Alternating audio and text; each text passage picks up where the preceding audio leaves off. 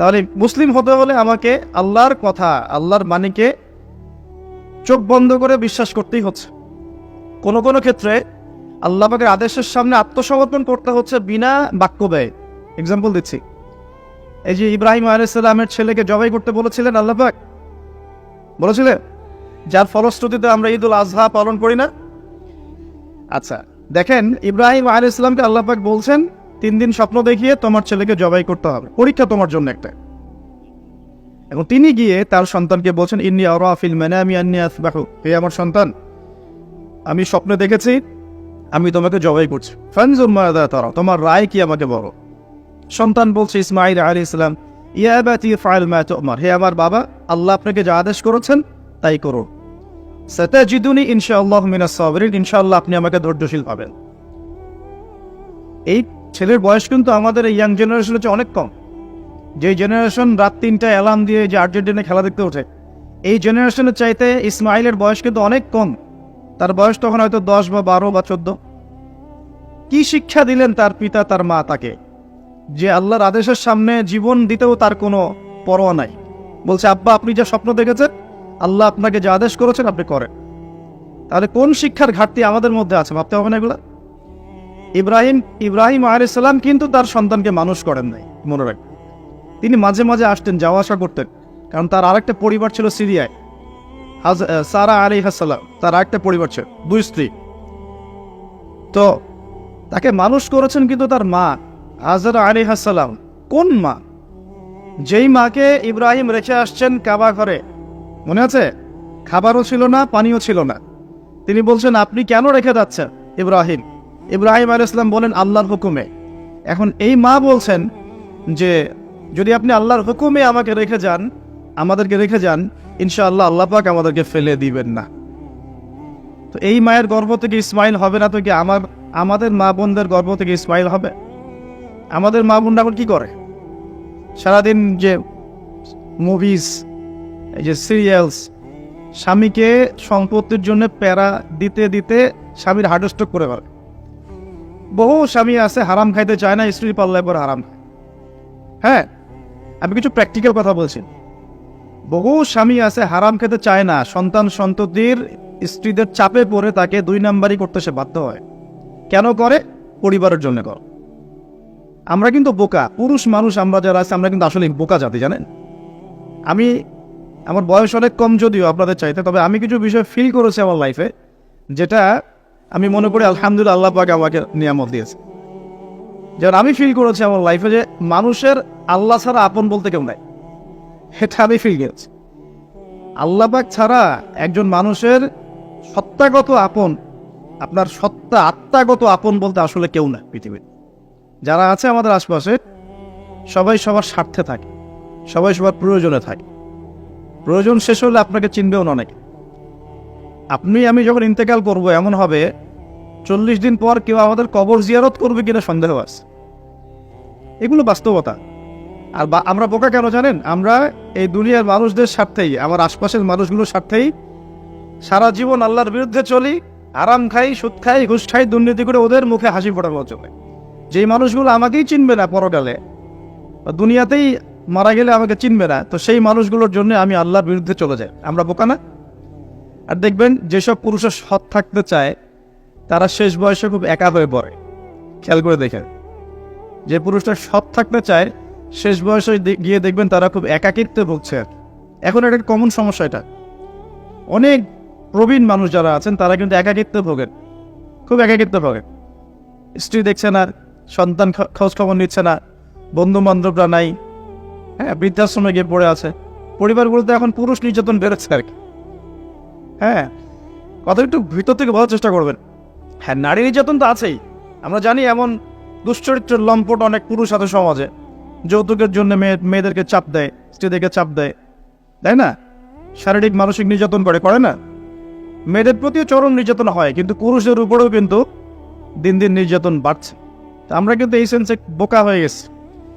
চালাক হবো তখন যখন আমরা আমাদের দুনিয়ার প্রতিটা কাজ আল্লাহর সন্তুষ্টির জন্য করব। দুনিয়ার প্রতিটা কাজ যদি আমরা আল্লাহর সন্তুষ্টির জন্য করি, তাহলে আমরা কারো ব্যবহারে কথায় কষ্ট পাবো না ইনশাআল্লাহ। কারণ আমাদের সালাত ইন্না সালাতি ওয়া নুসুকি মাহইয়ায়া ওয়া মামাতি, আমাদের সালাত সব স্যাক্রিফাইস, জীবন মৃত্যু কার জন্যে? আল্লাহর কাছে আমার এক্সপেকটেশন থাকবে যে আল্লাহর কাছে আমি চাই, কোনো মানুষের কাছে কোনো এক্সপেকটেশন নাই, তখন আপনি কষ্ট পাবেন না। জীবনে সুখে থাকার দ্য ফিলোসফি অফ হ্যাপিনেস হচ্ছে এটা। জীবনে সুখে থাকার, সুখী হওয়ার, এই দুনিয়ার জীবনে সুখী হওয়ার ফিলোসফি হচ্ছে যে আল্লাহ ছাড়া কারো কাছে আশা করেন, এবং আল্লাহ ছাড়া অন্য কারোর জন্য কোনো কিছু করতে চান না, আল্লাহকে সন্তুষ্ট করার জন্য করতে যান।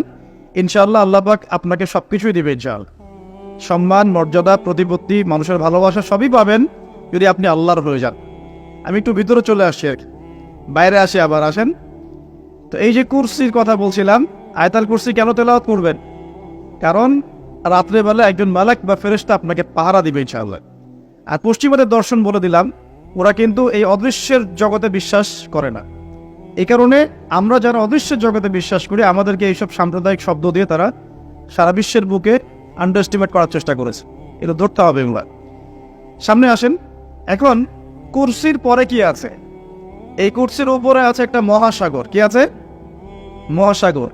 নাসা কি বলেছে এখন পর্যন্ত? এই জন্য আমরা কেউ বিশ্বাস করি না। কালকেই যদি দেখবেন নাসা বলে দেয় হ্যাঁ একটা মহাসাগরের সন্ধান পাওয়া গেছে, পৃথিবী থেকে লক্ষ কোটি আলোকবর্ষ দূরে, নাম দিয়ে দিল যে .FM0000mm2, একটা নাম দিয়ে দিল। ওরা তো এরকম নাম দেয় আর কি, তাই না? বাস তখন কিন্তু দেখবেন সারা বিশ্বের মানুষ চোখ বন্ধ করে বিশ্বাস করবে কি না?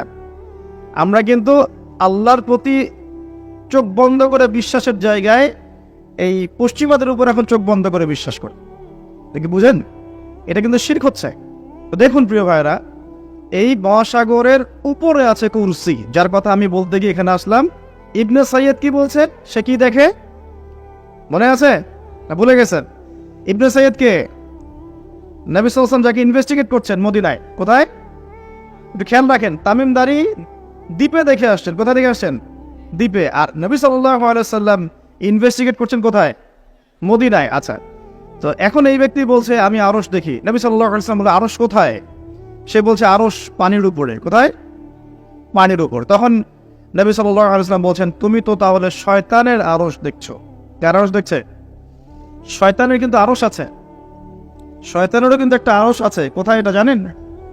সমুদ্রের উপরে। অনেকে বলে যে ভাই বারমুদা ট্রায়াঙ্গেলে আছে নাকি, এটা আমরা জানি না, এভাবে বলা যাবে না, এটা আমরা ব্যাখ্যা করতে পারবো না, আল্লাহ ভালো জানেন। এই ব্যক্তিকে নবী সাল্লাল্লাহু আলাইহি ওয়াসাল্লাম জিজ্ঞাসা করলেন কি তুমি কি দেখো? সে বলছে আমি কি দেখি? আরশ। আরশ কোথায়? সমুদ্রে। তুমি তো শয়তানের আরশ দেখো। এবার দ্বিতীয় প্রশ্ন করছে, তুমি কি বিশ্বাস করো যে আমি মুহাম্মদ শেষ নবী? তুমি কি বিশ্বাস করো যে আমি মুহাম্মদ শেষ নবী? এখন এই ব্যক্তি বলছে, ব্যক্তি নাকি আসলে ছোটই বলা যায়, ইবনে সাইয়্যিদ, তার নাম কি? ইবনে সাইয়্যিদ। সে বলছে আপনি কি স্বীকার করেন যে আমি নবী? কে বলছে? ইবনে সাইয়্যিদ। এই কথা শোনার সাথে সাথে ওমর রাদিয়াল্লাহু আনহু তিনি বলেন ইয়া রাসূলুল্লাহ, সে তো নিজেকে নবী দাবি করছে, আপনি আমাকে অনুমতি দেন আমি এক কোপে তার কর্তানটা নামায় ফেলে দেব। কে বলছে এটা? ওমর। এবার রাসূল সাল্লাল্লাহু আলাইহি ওয়াসাল্লামের স্টেটমেন্ট শোনেন, সহিহ মুসলিমে আছে। এবার নবী সাল্লাল্লাহু আলাইহি ওয়াসাল্লাম বলছেন যে না ওমর দাঁড়াও, যদি সে সত্যি দাজ্জাল হয়ে থাকে, কথাটা শোনেন, যদি সে সত্যি দাজ্জাল হয়ে থাকে তুমি তাকে হত্যা করতে পারবে না, তাকে হত্যা করবে নবী ঈসা আলাইহিস সালাম, কে হত্যা করবে? আচ্ছা, আর যদি সে দাজ্জাল না হয়ে থাকে তাহলে নিরপরাধ মানুষকে হত্যা করার মধ্যে কোনো ফায়দা নাই। এখন একটা হাদিসে আপনি দেখলেন সে দ্বীপে বন্দী, দ্বীপে যদি বন্দী থাকবেই, দ্বীপে যদি বন্দী থাকবেই, আমার প্রশ্ন আপনার কাছে যে তাহলে নবী সাল্লাল্লাহু আলাইহি ওয়াসাল্লামের চেয়ে কি কেউ বেশি জানতে পারে সে দ্বীপে বন্দী আছে না নাই? নবীর চেয়ে এটা কি কেউ বেশি জানতে পারে সে এখনো দ্বীপে বন্দী অবস্থায় আছে কি নাই? এটা সবচেয়ে ভালো কে জানবেন? অবশ্যই নবী সাল্লাল্লাহু আলাইহি ওয়াসাল্লাম, তাই নয় কি? তো নবী সাল্লাল্লাহু আলাইহি ওয়াসাল্লাম যদি শিওর হবেন যে সে দ্বীপেই বন্দী আছে, তাহলে মদিনায় একজন ছেলেকে এভাবে ডেকে ইনভেস্টিগেট করার কি প্রয়োজন আছে? কথা বুঝতে পারছেন না মনে হয়? যদি আপনি মনে করেন শিওর যে আমাদের চেয়ারম্যান সাহেব বা আমাদের অনারেবল গেস্ট যারা তিনি বাড়িতে আছেন, আপনি শিওর, তাহলে আপনি মাহফিলের প্যান্ডেলে তাকে খুঁজতে যাবেন কেন? আপনি শিওর তো সে বাসায় আছে, তার মানে আপনি একটা চান্স নিচ্ছেন সে বাসা থেকে বের হতেও পারে নাও পারে। তাই না কি? তার মানে আমরা একটা চান্স পাচ্ছি এখানে, দাজ্জাল নবী সাল্লাল্লাহু আলাইহি ওয়াসাল্লামের যুগেও রিলিজ হতেও পারে, নাও পারে। এখন আমি সামনের দিকে আসছি, দেখ 3টা জায়গার কথা পাওয়া যায় হাদিসে। কটা জায়গা? 3টা জায়গা আমি পেয়েছি। এর চেয়েও বেশি যদি আরো কেউ গবেষণা করেন তাহলে পেতে পারেন, আমার জ্ঞানী সবকিছু নয়। আমি 3টা জায়গার কথা পেয়েছি। নবী সাল্লাল্লাহু আলাইহি ওয়াসাল্লাম বলেছেন এই